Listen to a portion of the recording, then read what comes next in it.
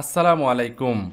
সম্প্রতি বিভিন্ন অনলাইন ও গণমাধ্যমে ছড়িয়ে পড়া বড় বিনিয়োগ ছাড়াই বাংলাদেশ ও ভারতের নাগরিকদের আজীবন গোল্ডেন ভিসা দিচ্ছে আমিরাত, এমন খবরকে সম্পূর্ণ গুজব আখ্যা দিয়ে সংযুক্ত আরব আমিরাত কর্তৃপক্ষ সতর্কতা জারি করেছে।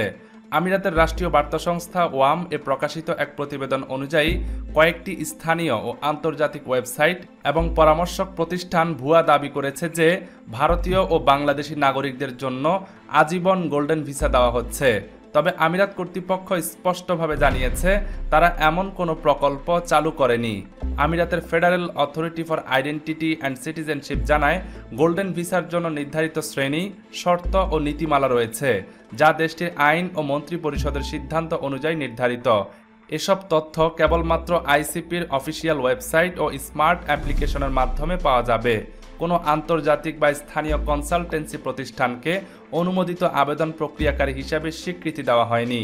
আইসিপি নাগরিকদের সতর্ক করে বলেছে, কোনো ব্যক্তি বা প্রতিষ্ঠান যদি গোল্ডেন ভিসা পাওয়ার জন্য অর্থ দাবি করে বা কাগজপত্র চায়, তাহলে সেসব থেকে দূরে থাকুন। এই ধরনের কর্মকাণ্ড সম্পূর্ণ অবৈধ।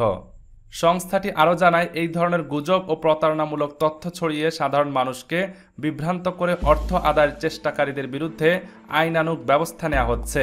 এরই মধ্যে আমিরাত সরকার এমন গুজব ছড়ানোর অভিযোগে লিগ্যাল অ্যাকশন জারি করেছে।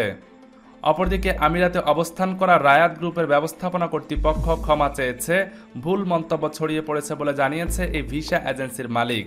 তিনি জানান, গোল্ডেন ভিসা একমাত্র আমিরাত সরকারের গভর্নমেন্ট প্রটোকলে হয়, আর তা 10 বছর মেয়াদি, আজীবন হয় না।